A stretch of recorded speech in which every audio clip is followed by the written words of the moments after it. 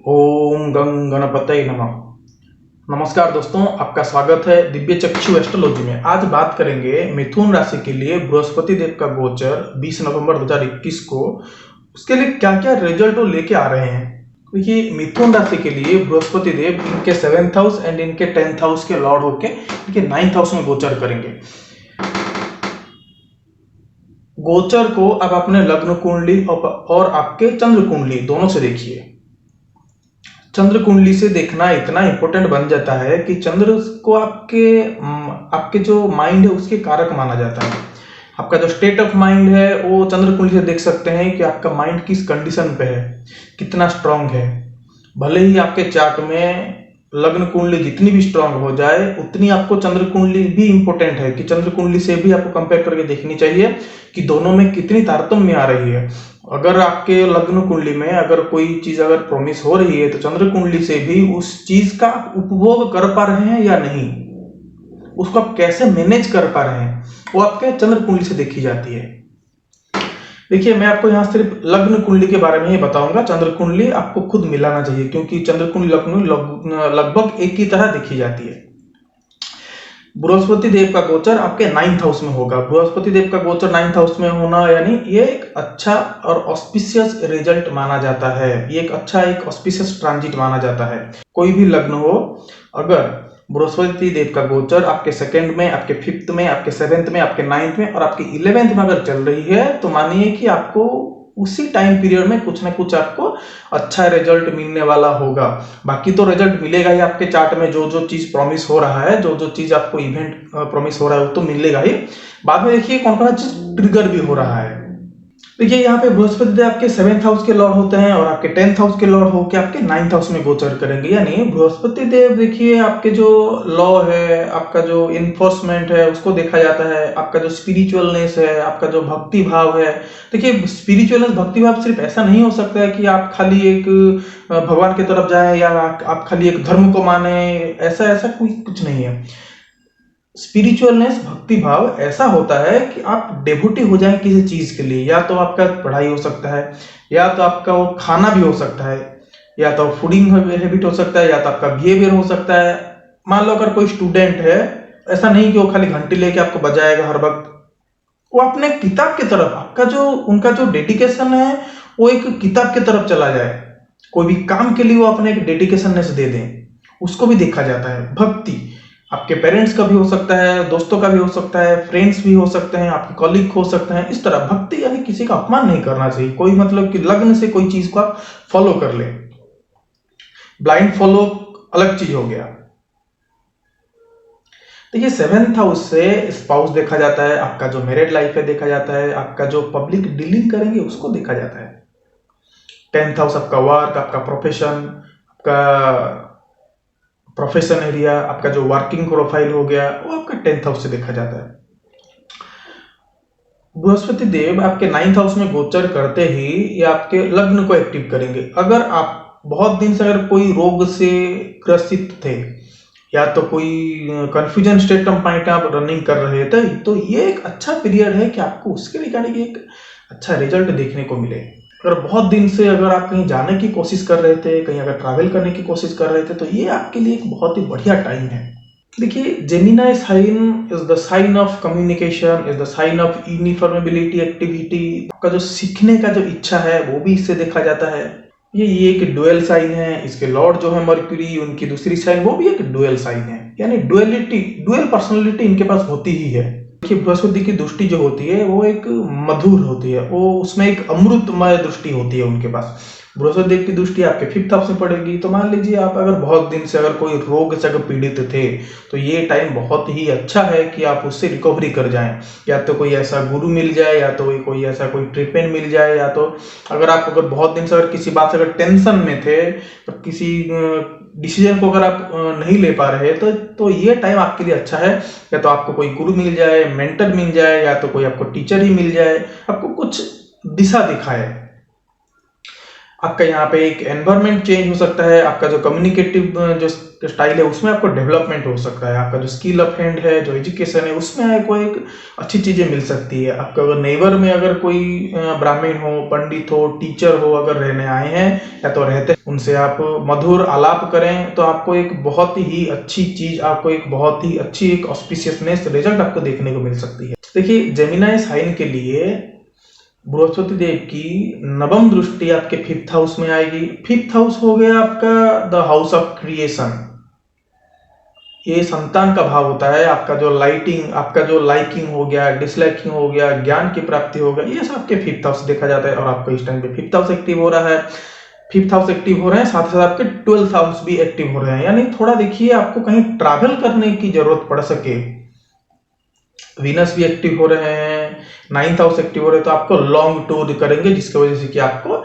Expenditure झेलनी पड़ सके, या तो संतान का कोई हेल्थ इशू हो उसके वजह से आपको एक्सपेंडिचर झेलनी पड़ सके।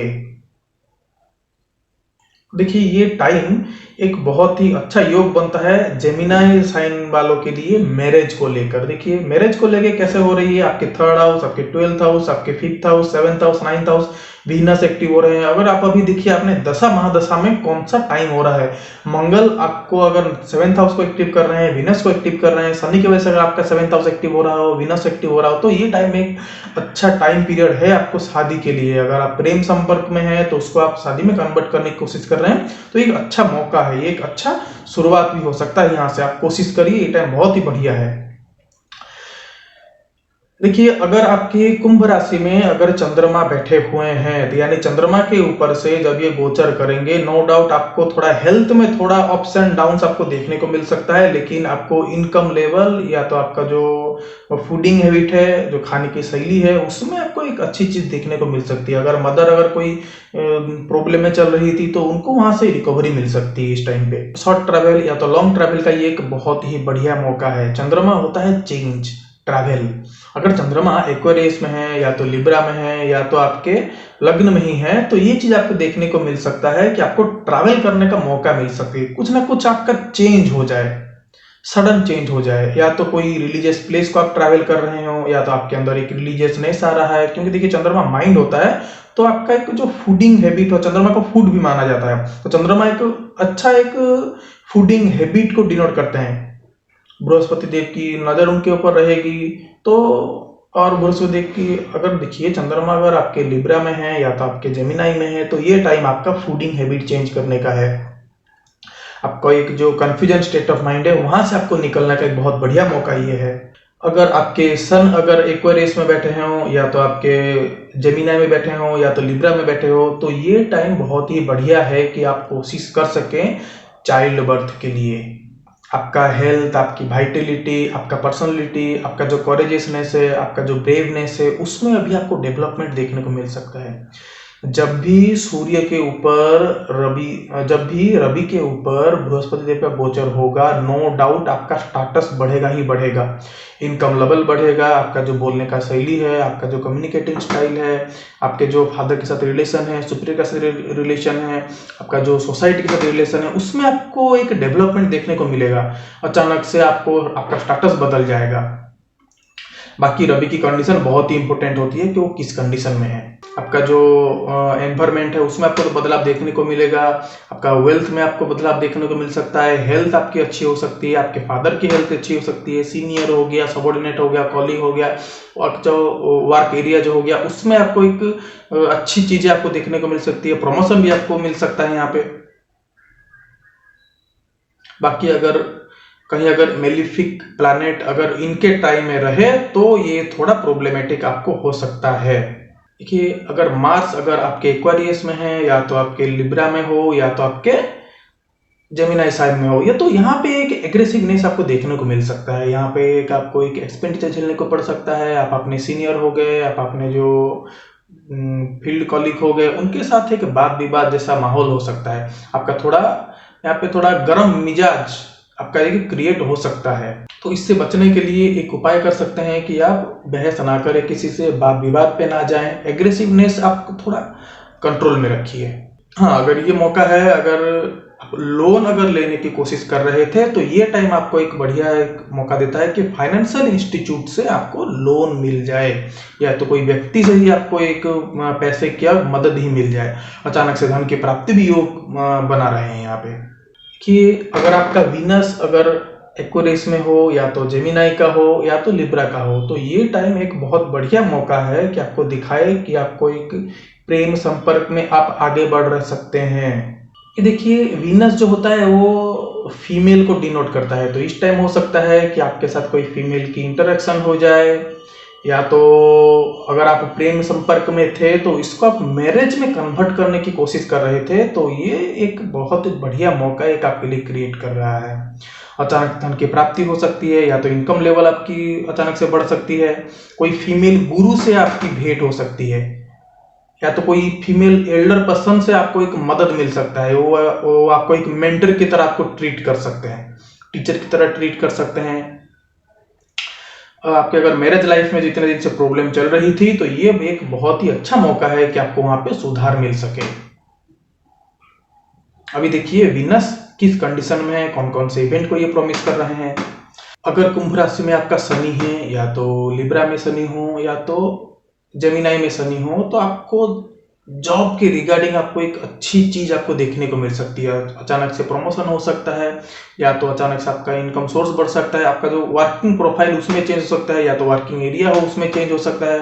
लेकिन वर्क या तो काम के रिलेटेड आपको कुछ ना कुछ आपको चीज देखने को यहाँ मिल सकता है।